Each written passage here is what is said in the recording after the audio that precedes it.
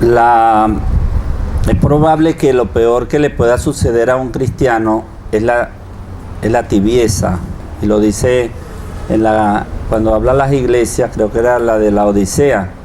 Dice, te vomitaré de mi boca porque no eres ni frío ni caliente. Y uno de los problemas que les ha sucedido a los cristianos en esta época, desde hace unos 50 años, es el haberse adormecido y acomodado en la mentalidad del mundo. El Concilio Vaticano II, ya en el documento, no sé cuál era, Ad Gentes o Apostolica Actuositatem o Lumen Gentium, hablaba de que estaba llegando una ola de materialismo consumista que estaba empezando, y 60 años después o un poco más, nosotros estamos tan sumergidos en esa ola y en esa mentalidad que percibimos la vida desde allí. En cambio, en aquella época la estaban persiguiendo desde afuera. Esto implica que nosotros, cuando decimos que estoy esperando algo, y en tiempo de Adviento, que ya no existe el tiempo de Adviento. Ahorita usted va por ahí por los comercios y ve arbolitos de Navidad y ve cosas así. O sea, el tiempo de Adviento no existe para el mundo. Existe la Navidad, que es de mentira, porque empieza como 2 meses antes, ya va a empezar cada vez antes. Y luego no saben nada, pues hasta el final. No va a existir Cristo tampoco en la Navidad, ¿verdad? Y ¿qué espera la gente cristiana en ese tiempo? ¿Qué es lo que esperamos? Si hacemos una introspección, ¿verdad? Eso podría ser un ejercicio espiritual después de haber escuchado la charla dentro de un ratico, para tener un momento de reflexión. Que uno piense, ¿qué es lo que espero yo que no me deja esperar de verdad a Dios? ¿Qué es lo que yo tengo en mi mentalidad? Que lo tengo como si fuese normal, pero que me está impidiendo esperar de verdad a Dios en mi vida. ¿Qué es lo que me transmite el mundo en esta época de Adviento, pero que el comercio lo llama de Navidad, ¿verdad? Que me hace caer como en una especie de letargo. Por ejemplo, yo puedo esperar que voy a pintar mi casa en diciembre, ¿verdad? Porque con los aguinaldos voy a comprar algo más. Ok, eso no es tan mal de esperarlo, podemos esperarlo, pero eso no va a sustituir la verdadera esperanza profunda. Un ejemplo, ¿qué espero yo que mis hijos aprendan en este tiempo de Adviento relacionado a Dios? Ese puede ser una esperanza más cristiana, más eclesial, ¿verdad? ¿Qué espero yo de cuando llegue el momento del nacimiento de Jesús, de poder celebrarlo con mayor apertura, ¿verdad? Que espero que me suceda durante este mes. Podría decirme, ¿qué tengo que hacer para que me purifique mi esperanza, mi espera? ¿Qué tengo que hacer? ¿Qué ejercicio tengo que hacer? ¿Qué tengo que dejar o qué tengo que practicar? Y puede haber alguna forma siempre Dios tiene siempre caminos, ¿verdad? El Espíritu de Dios es el Espíritu más inteligente que existe. Nada puede ser más inteligente que Él. Entonces Él siempre tiene caminos para nosotros, para que lo encontremos, para que lo esperemos de verdad. Solamente tenemos que confiar, tenemos que abrirnos de verdad. El Señor, cuando se fue de aquí, en el Evangelio será el de Mateo, que dice al final, vayan por todo el mundo a predicar el Evangelio, bauticen en el nombre del Padre y del Hijo y del Espíritu Santo, hagan discípulos en toda la gente, en todos los países. Miren que yo estoy con ustedes todos los días hasta el fin del mundo. Entonces, ¿qué significa eso? Primero, que nosotros tenemos que creer lo que dice esa palabra. Nosotros tenemos que practicar la fe en la palabra. Tenemos que hacer que lo que dice esa palabra para nosotros sea importante, sea muy importante. Pero también tenemos que creer en la iglesia, porque a veces hay personas que creen en la palabra y desvalorizan la iglesia. Entonces es una gran contradicción. Si Jesús fundó una iglesia, yo no voy a creer en esa iglesia y voy a creer en la palabra de donde está Él. Entonces imagínese usted, es una cosa un poco extraña, ¿verdad? ¿Cómo voy a creer en su palabra si no creo en su iglesia? Entonces yo tengo que creer en la iglesia que Él fundó y que tengo que creer en la palabra que está ahí escrita, y que la iglesia fue la que la escribió, la que la montó en un libro, la que la guardó en su memoria y luego la escribió más adelante, ¿verdad? La tuvo por varios años guardada, vivida, y luego la escribió en un libro y la acumuló, ¿verdad? Entonces, para yo esperar a Dios, yo tengo que creer en ciertas cosas. Yo tengo que creer, y ese creer significa escuchar. Dentro de todas las voces que yo oigo en el mundo, en mi vida, yo tengo que escoger algunas voces de las cuales aferrarme, digamos, de las cuales como que darle mayor valor, porque a mí me dicen muchas cosas. ¿Cuántas voces nos dicen a nosotros cada día? Fíjese que ahora la gente casi le da miedo estar en silencio, y ponen el televisor, la radio, lo que sea. Bueno, la voz mariana sí, la pueden poner después, pero ponen cualquier cosa que suene, porque no soporto estar en silencio. Y fíjese que cuando estamos oyendo cosas, nos están hablando de muchas cosas, nos están diciendo, y en un momentico nos dicen como de repente 100 ideas, pero uno no se da cuenta, pero uno las está escuchando y está creyendo varias de esas ideas, les está dando un valor. Entonces es muy sutil, ¿verdad? Es como la serpiente de Eva, que se metió y le dijo algo, y ella la creyó, pues creyó en eso. Entonces, para nosotros mantener la esperanza, tenemos que tener una fe en ciertas palabras, en ciertas voces, ¿verdad? Y eso significa también la formación, ¿verdad? Recibir una formación verdadera, ir comprendiendo.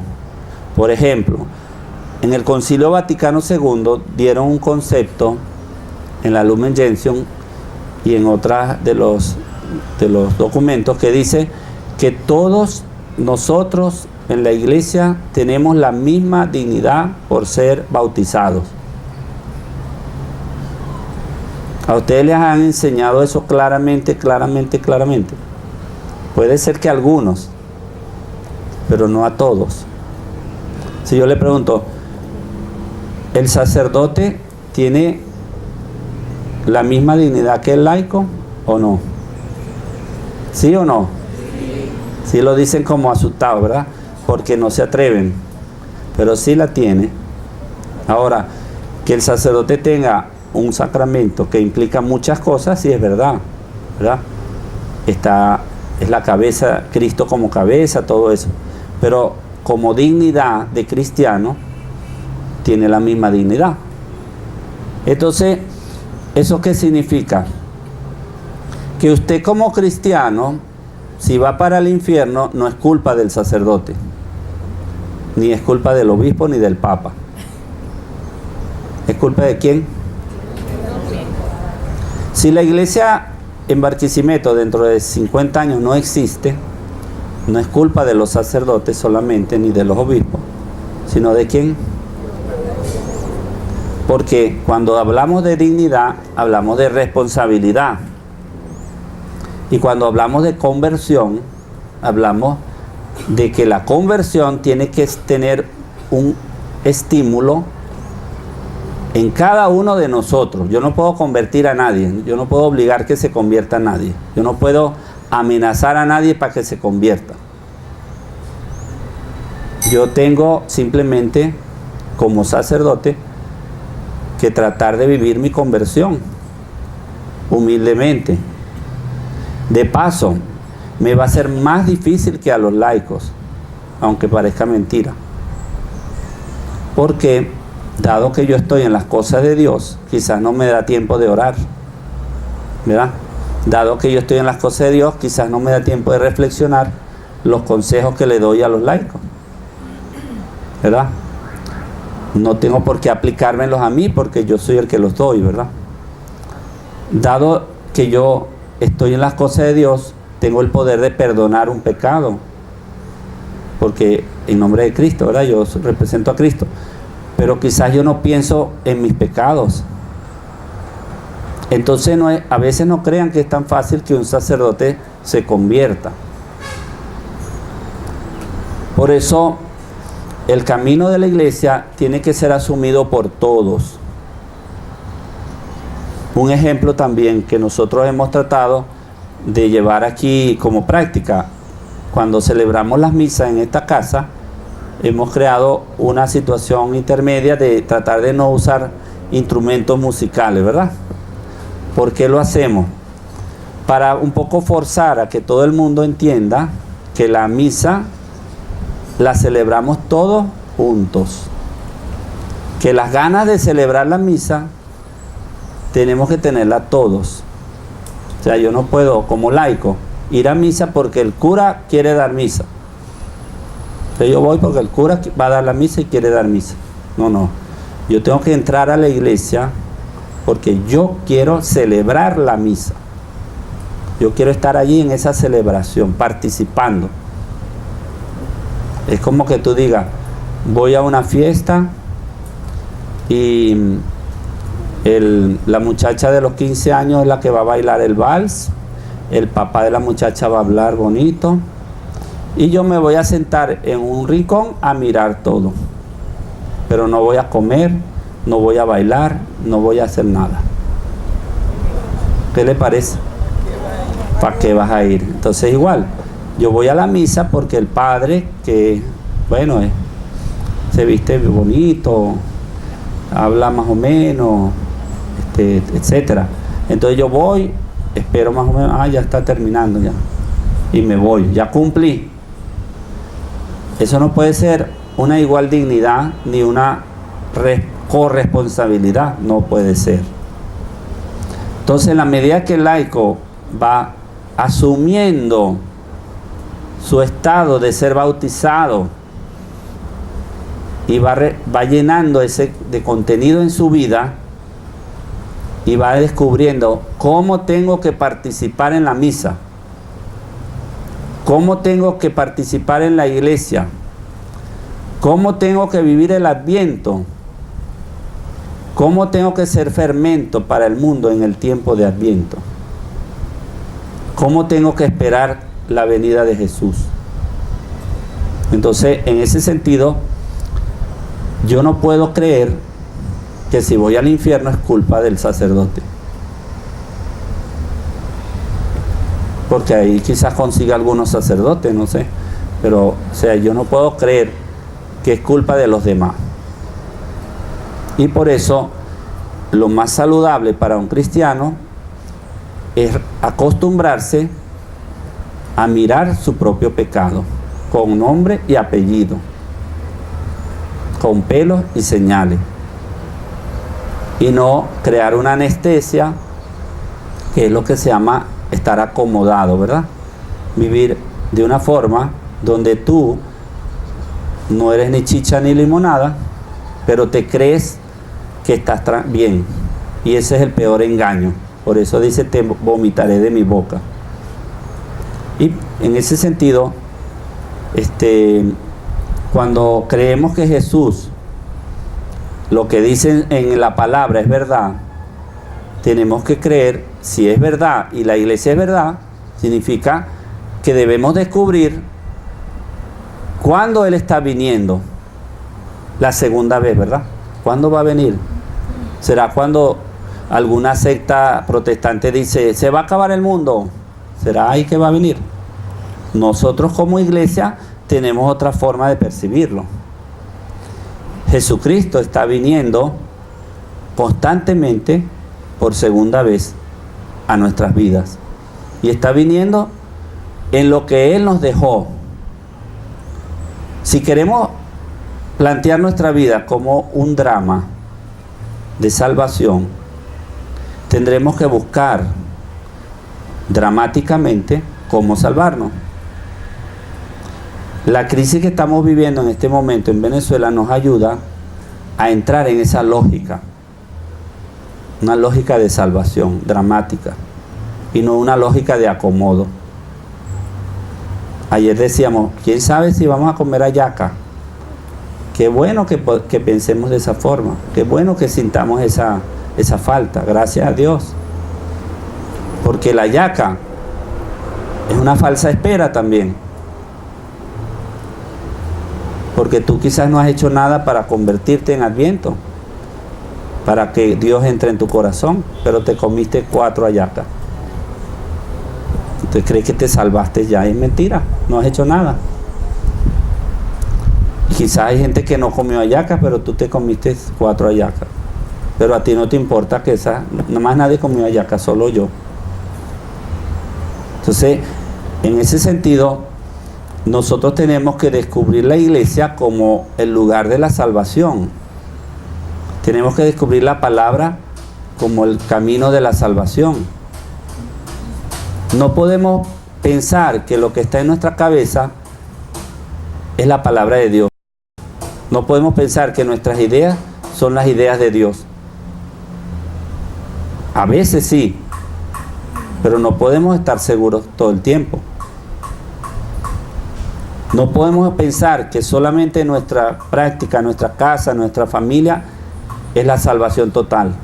Si no, la iglesia no existe, pues no.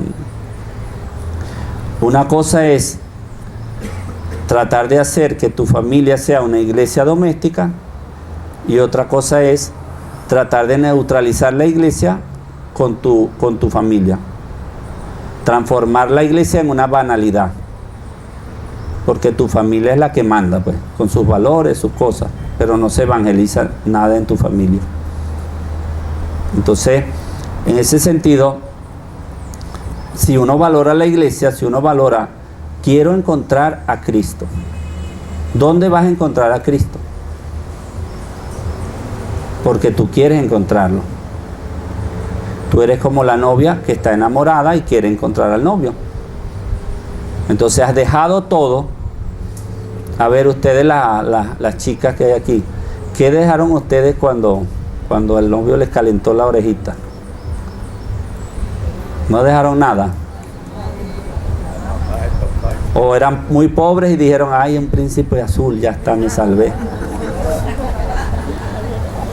No dejaron nada. No se arriesgaron nada. No dejaron, no pasaron por un cierto riesgo.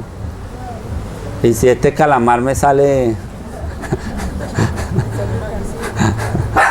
Entonces, la iglesia es así, o sea, tú no puedes esperar a Jesús desde tu tranquilidad y comodidad y seguridad total. No, tú tienes que ponerte como en esa situación de inseguridad profunda, porque tú no puedes estar seguro de que te estás salvando, de que estás yendo al cielo. Tú no puedes estar seguro.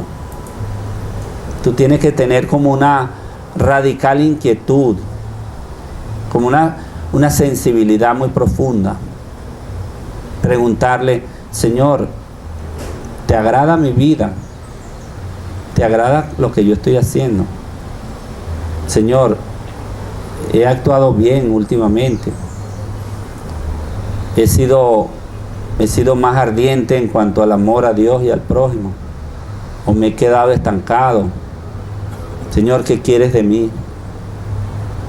¿Cuál es tu voluntad? ¿Qué esperas de mí? ¿Cómo puedo agradarte más?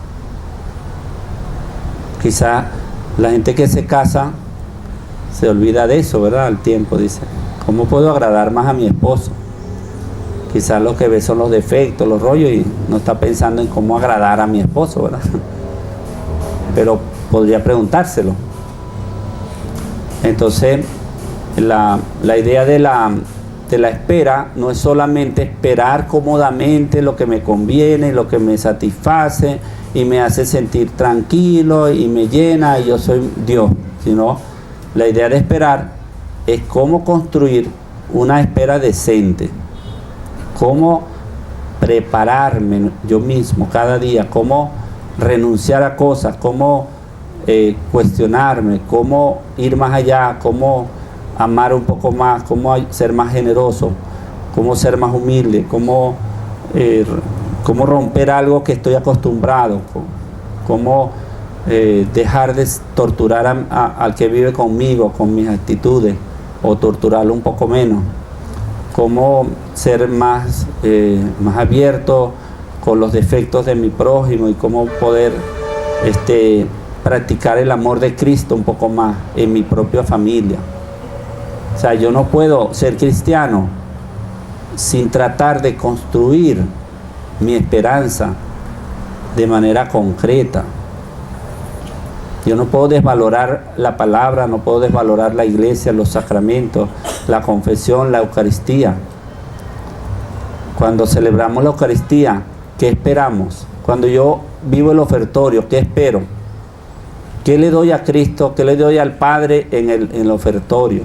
¿Cómo participo de la misa si yo no le doy mi pecado, mi sufrimiento, mis dudas, mi corazón en ese ofertorio? ¿Cómo puedo participar mejor en la Eucaristía? ¿Cómo puedo esperar plenamente a Cristo en la Eucaristía? Entonces todo eso forma parte de la segunda venida, ¿verdad? Si yo encuentro a Cristo en lo que Él prometió, que es en la iglesia, en la oración, en el prójimo, en la historia que estoy viviendo, yo lo voy a esperar con mucho amor a que Él se presente de alguna forma, como dice la palabra, ¿verdad? En su gloria, a juzgar y todo eso. Pero yo más bien lo estoy atrayendo a Él, lo estoy motivando que regrese y no estoy huyendo de Él. Y en ese sentido, cuando la Virgen dice, he aquí, nosotros tenemos que llegar a eso, he aquí estoy. No huirle a Él, sino aquí estoy, para que encontrarme contigo. Y la Virgen lo mantuvo. Entonces, que Dios quiera que cada uno pueda cultivar ese he aquí, esa presencia. Y que podamos reflexionar sobre qué es lo que a nosotros nos aleja de esa verdadera espera. Qué es lo que nos llena y que no es la espera de Dios, que nos hace menos amorosos de Dios, menos puros, digamos, y más sumergidos en la mentalidad del mundo, en lo material, en las cosas que no son para nadie ni que llevan a ningún lado, pues. Entonces, en ese sentido, pues, ese sería un cuestionamiento que podemos hacernos. Para vivir de manera concreta y prepararnos de manera concreta, lo que estamos compartiendo con ustedes sobre la espera, no solo de la primera venida de Cristo, sino también de la segunda venida de Cristo, es aprender a recuperar el sentido de la esperanza y de la espera, ¿verdad? El Catecismo de la Iglesia Católica, ¿cómo define la esperanza? La esperanza es lo que se confía y se desea para recibir de Dios la vida eterna y la gracia para alcanzarla. Eso es básicamente el concepto que el glosario del Catecismo de la Iglesia Católica nos dice de forma muy concisa, muy breve y muy concreta. La esperanza es lo que se confía, lo que yo confío y lo que yo deseo, lo que se desea para recibir de Dios la vida eterna y la gracia para alcanzarla. Es decir, estamos hablando de un movimiento. No estamos hablando de algo estático, estamos hablando de un proceso interior, estamos hablando de algo que se va moviendo poco a poco dentro de mi vida. Es aprender a caminar en la fe, en la esperanza y en la caridad, ¿verdad? Ahora, para recuperar la esperanza, nosotros no podemos sentirnos, como decía muy bien el Padre Javier, muy acertado y muy seguro de nosotros mismos. Eso es equivocado. Entonces ustedes me dicen, pero si yo no me siento seguro, entonces ¿cómo voy a permanecer y actuar de una forma que sea conforme a lo que implica un acto de mi voluntad, de mi decisión de seguir adelante, echar para adelante, no a los golpes, sino como debe ser, y no solo como puede ser, a lo que venga, ¿verdad? Esto significa para nosotros algo muy importante, que no es la seguridad la que tenemos que asumir internamente. Tenemos que apuntar a eso que nosotros llamamos en la vida espiritual a la estabilidad. Aprender a ser estable. Lo que ayer le dije, aprender a sentarnos, porque Jesús cuando subía a la montaña, dicen los evangelios sinópticos, se sentaba para orar, ¿verdad?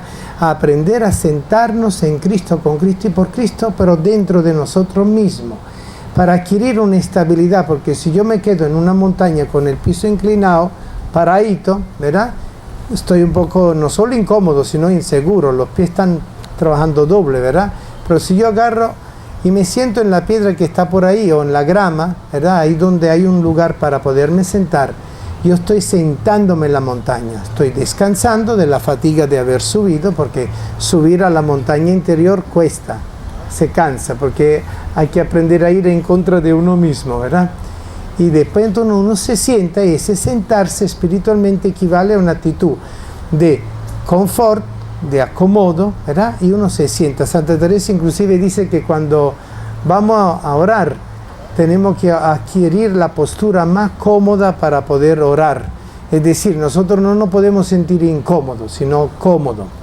Pero la actitud fundamental para vivir la esperanza y sentarnos en la esperanza y aprender a esperar la segunda venida de Cristo, trabajando conmigo mismo y no siendo seguro de mí mismo y cierto de mí mismo, es la estabilidad, que ya le explico, es ese sentarse en Cristo que nos permite entonces renunciar a la capacidad misma de estar parado sobre mí mismo, sobre mi propio pie, sino sentarme y acomodarme en el Señor. Es una actitud de confianza.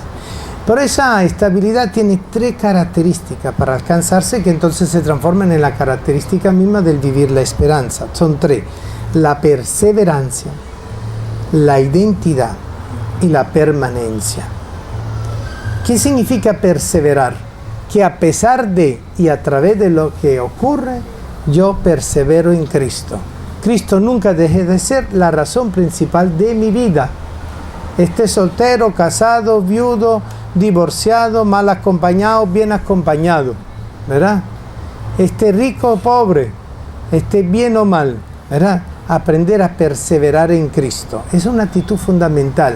Aquí estoy, Señor, para hacer tu voluntad. No sentir una contradicción entre lo que estoy viviendo y lo que deseo vivir. Saber que lo que yo estoy viviendo y lo que deseo vivir es Cristo en mi vida. Y esto no es solo porque si mi marido o mi esposa o mis hijos o mi compañero de trabajo o los vecinos o la gente de la parroquia o de la comunidad. No, Señor, eso no depende de nadie, sino de mí mismo, ¿verdad? Es una autorresponsabilidad. La perseverancia entonces nos ayuda a permanecer en Cristo. Y eso, claro, nos da estabilidad interior. Porque entonces, frente a los problemas y frente a los vendavales que nos mueven por dentro, nosotros tenemos una actitud de perseverancia que nos permite esperar. No importa los rollos que haya en Venezuela, no importa los problemas que yo tenga en mi casa, no importa que si hay o no hay comida, si hay o no hay dinero, si hay o no trabajo, si hay o no seguridad, ¿verdad? Lo que importa es que yo estoy teniendo una actitud de fe en Cristo y de espera en Cristo y de amor en Cristo que a mí me permite a mantener una estabilidad interior. Pero para eso hay que aprender a dejar las falsas seguridades del mundo, porque las seguridades del mundo no son suficientemente estables para garantizarme. ¿Quién iba a imaginar hace 20 años, 30 años, que fue la Venezuela que nosotros conocimos, ¿verdad? La sociedad en la cual nosotros nos criamos, nos educamos, somos la mayoría gente adulta, ¿verdad? Es decir, no de tercera edad, pero sí gente cuarentona, cincuentona, hay algunos trentones, ¿verdad? Todos nos beneficiamos de esa Venezuela del bienestar y de una fe católica del cumplimiento, la misa los domingos, la limosnita, la caridad a la monjita, pobrecita, ¿verdad? Algunos regalitos a los pobres, algunas cosas que se hacían y se hacían con gusto, de rifas, de vendimias. Bueno, contentar al cura, pobrecito, anda amargadito solito, entonces vamos a ayudarlo un poco, ¿verdad? Ok, no, eso nosotros en ese tiempo nos afianzamos en seguridades del mundo. El Señor ahora nos está diciendo, bueno, después de lo que la chupeta que te comiste, viene el palito. El Padre Pío siempre decía que Dios al comienzo del camino espiritual nos regala la chupeta espiritual. Y como toda chupeta, una vida y la termina rapidito. Y una vez que se termina el caramelito, viene el palito. Ya el palito no tiene azúcar, no tiene sabor a naranja o a lo que uno quería chupar, ¿verdad? Los mexicanos hasta le echan picante a la chupeta, porque ellos le echan picante a toda la vida, ¿verdad? Lo sabrosito, ¿verdad? De lo que pica. Pero en el fondo no nos damos cuenta que es el caramelo del dulce encuentro con el Señor, pero que nos lleva a la cruz, al palito de la cruz. Y el palito de la cruz solamente encuentra la lengua que bate sobre el palito y chupa a sí misma la saliva, ¿verdad? Ya no hay sabor. Y aprender a vivir el sin sabor. Pero nosotros ya pasamos la etapa de la chupetica dulce, ¿verdad? Entonces ahora nos toca la etapa del palito de la chupetica, ¿verdad? Que hace parte del regalo de Dios, porque Dios a mí me regaló una chupeta completa, no me regaló solo el caramelito, porque pudiera haberme regalado un caramelito y punto, no, me regaló una chupeta, chúpate esa, ¿verdad? ¿Está bien? Porque en el misterio de la gracia está el misterio de la conversión. ¿Cómo yo voy a vivir la gracia si no me convierto? ¿Cómo Dios me va a regalar un capital si yo no lo sé usar? Y lo despilfarro en 5 minutos, ¿verdad? ¿Cómo Dios me va a dar inteligencia y yo uso la inteligencia no para el bien, sino para el mal? Porque recuerden que por esa libertad que hemos adquirido, nosotros tenemos la capacidad de cooperar al bien, pero también de cooperar al mal. Ojo, no nos confundamos, seamos sinceros, ¿verdad? Bien, la perseverancia.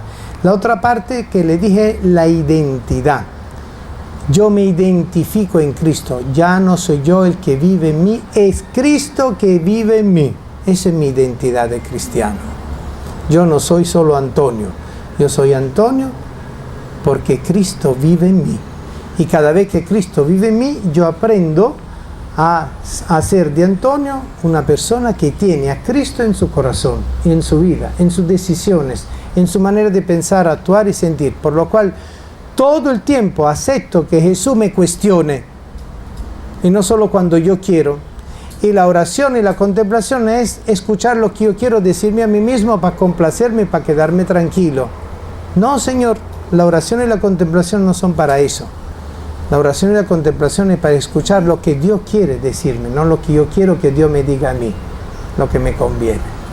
Qué autoengaño muchas veces tenemos. Y por eso el segundo aspecto que nosotros nos produce estabilidad es a siempre decirnos a nosotros mismos, ya no soy yo el que vive en mí, es Cristo que vive en mí. De manera tal que yo estoy abierto al futuro, porque el futuro no es la repetición del hoy.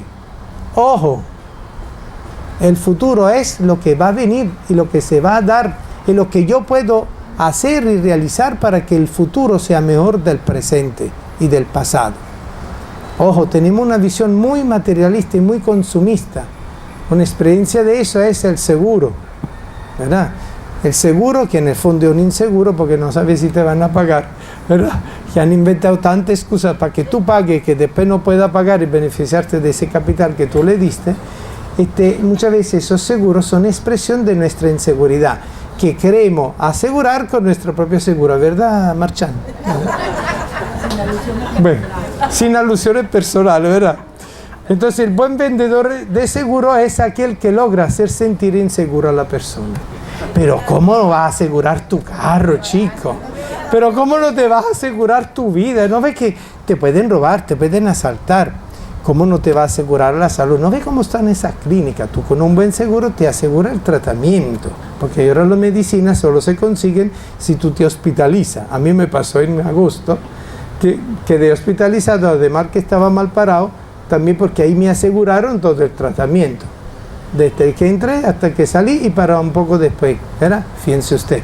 Pero después afuera yo ya no conseguía toda la medicina que me dieron en esos 5 días.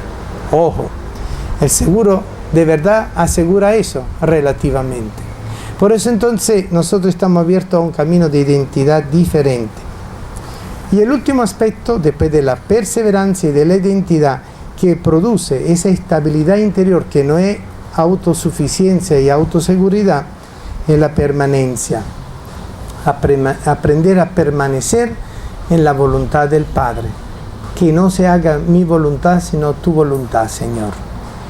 Es decir, llegar a ese punto dramático interno. Y volvemos al sentido dramático del encuentro con Cristo. Nuestra vida en Cristo no es una telenovela. No es Sábado Sensacional. Nuestra vida en Cristo es un drama que termina bien, pero pasando a través del fracaso. No hay éxito sin fracaso.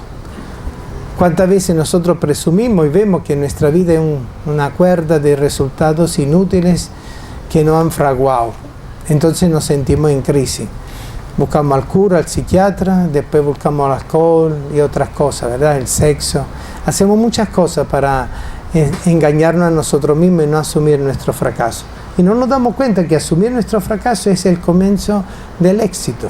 Porque solo si yo acepto que he fracasado con respecto a mí mismo y a mis planes sin Dios, yo solo allí es donde puedo aprender a reconocer cuál es el plan de Dios para mí. No, que no se haga mi voluntad sino la tuya, Señor. Aprender a permanecer en ese huerto de Getsemaní, ¿verdad? Donde Jesús no desechó a su persona, negándola en el sentido de borrándola, sino haciendo que toda su persona se realice en la persona del Padre, por el cual Él vino a salvar todos los hijos dispersos de Israel y a todas las personas que habían perdido la salvación. Fíjense ustedes, qué importante eso para nosotros. Entonces estos tres elementos, perseverancia, identidad y permanencia, que nos ayudan a vivir la actitud de la estabilidad, que es la que nos conduce a la verdadera esperanza. Le quiero recordar cuáles son los dos pecados fundamentales contra la esperanza, como nos recuerda el Catecismo. Uno es la desesperanza, ser desesperanzado y desesperados. Ese es un pecado contra la esperanza. Frente a los acontecimientos, nuestra actitud de respuesta es la desesperanza y el desespero. Y el otro pecado es la autosuficiencia, que es todo lo contrario. Estoy tan seguro en mí mismo que no tengo ninguna necesidad de esperar en el Señor. Bien. Bueno, solamente hacer un poco de contraste entre Eva y María, entre Adán y Eva y María y Cristo. Como para meditar un ratico cada uno, como hicimos ayer, sentadito o caminandito por ahí, pero no hablando con nadie, sino en silencio. Tampoco con el celular. Ajá. Entonces, en ese sentido, sería un poco lo que a mí me hace huir de Dios, es decir, lo que como Eva y Adán, que dice que se escondieron. Dios estaba paseando por el jardín y se oyeron los pasos y se escondieron. Y ¿dónde estás? ¿Dónde estás? Le dice Dios, ¿dónde están? O la actitud de María, que es he aquí. Ella no se escondió, ella ni siquiera tuvieron que preguntarle. Ella aquí estoy. Entonces, ver un poquito de nosotros lo que nos hace escondernos, lo que nos hace huir de la esperanza verdadera y lo que nos podría llevar a ella, y cómo tratar de hacerlo real en nuestra vida, la familia, los vecinos, lo que estamos haciendo como iglesia, como sociedad, nuestro trabajo. Hacer un poquito de reflexión, de introspección, ¿verdad? Y luego de un rato pues podemos ver si nos da chance de compartir un ratico y después la misa, ¿verdad? Entonces desde ahorita hacemos ese ejercicio de meditación.